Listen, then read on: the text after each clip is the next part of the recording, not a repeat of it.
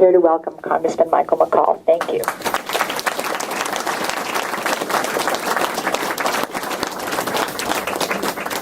Wow.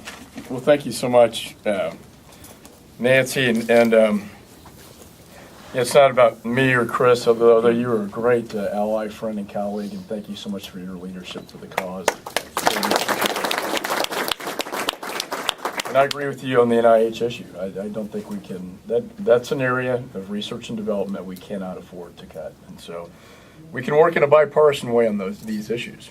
This caucus was really designed, obviously it is a bipartisan caucus, and it is designed to give the children a voice. It's not about me or Chris or the members so much. It's about these children that we see in the hospitals all the time that are dying. It still remains the #1 killer of children in this nation. And that's unacceptable. And there's only been one drug developed, and that was in the 1980s. We haven't had one drug developed since the 1980s, I should say. And that is shameful.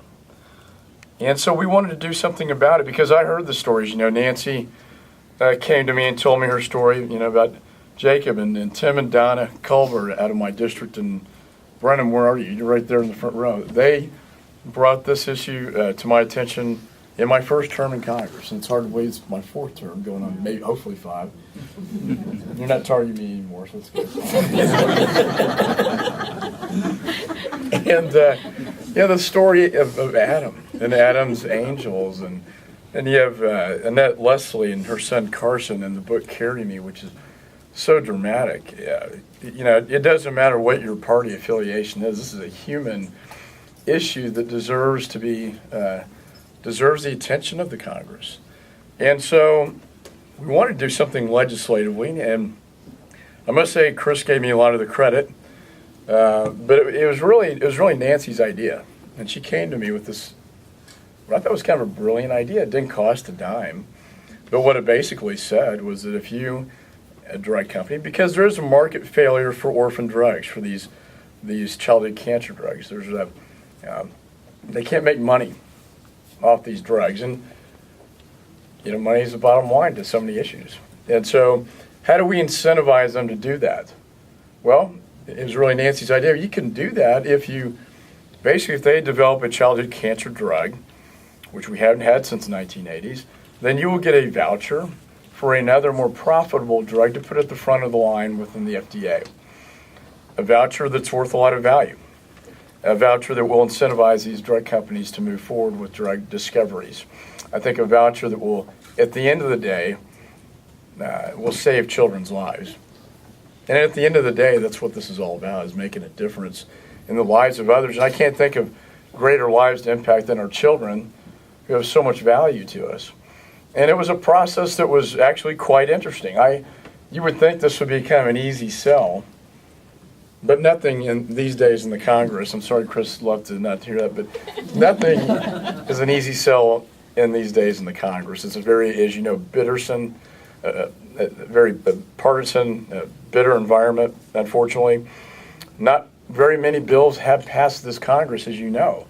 This is one of the few bipartisan bills that's actually passed House, Senate, and signed into law, where Nancy and Sarah got to celebrate that with the President of the United States signing that bill into law. Will take effect next month. And one of our, in addition to my wife Linda, at one point the bill was in trouble, and she said, "You know what? I'm going to fly." We have 5 kids of our own. "I'm going to fly up to Washington, and we're going to get this thing done."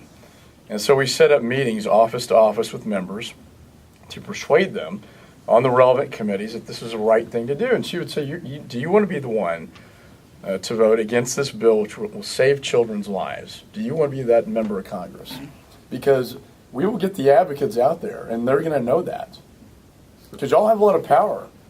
We'll get the advocates charged up and fired up, and you're going to know, your constituents will know you voted against this. They did kind of pucker up a little bit when Linda said that to them. It's pretty effective. And then our secret weapon, Brianna, little Brianna, 16 years old, cancer survivor, one of the best spokespersons I'd say spokeswoman, I guess you're becoming a young woman now, that I've ever seen in my life. We took her on the House floor. I've taken my children on the floor, but to take Brianna on the House floor to literally whip votes, and we did see Nancy Pelosi and said, hey, that's a big fish. If you can get her to sign on, that'd be great. She says, I normally don't do this, she says. But she looks at Brianna and she says, okay, I'll sign up on your bill. And then as Nancy said, to have Ron Paul and Nancy Pelosi on the same bill is a nod. You don't see that very often. But thank you, Brianna. You're such a delight. And I know the day, I know Mike Kelly here is a great advocate, is going to introduce you, but the day the bill passed, after she came up and helped us lobby with Linda, I got this letter, and it said, Congressman McCall, hey, it's Brianna. I just wanted to let you know that I heard that our bill passed, and when I heard about it, I stood up in the classroom and I screamed at the top of my lungs. It was just the cutest note to get from a 16-year-old. And she said, it's not that often that a teenager like me gets to work to get a bill passed into Congress. And what a great experience that was for you. And thank you for your advocacy. And Linda, thank you for yours. And Nancy and Culver's and everybody who's been a part of this. Dr. Poplack's out there. It really came together at the end, and it's a miracle. And it's something I know we'll all look back and be proud of because it will make a difference at the end of the day.